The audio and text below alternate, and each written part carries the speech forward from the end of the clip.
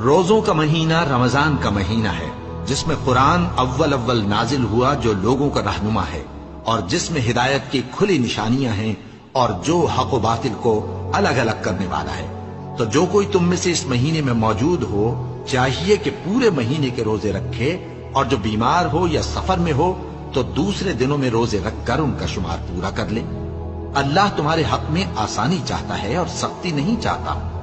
اور یہ آسانی کا حکم اس لیے دیا گیا ہے کہ تم روزوں کا شمار پورا کر لو، اور اس احسان کے بدلے کہ اللہ نے تم کو ہدایت بخشی ہے تم اس کو بزرگی سے یاد کرو اور اس کا شکر کرو۔ اور اے پیغمبر،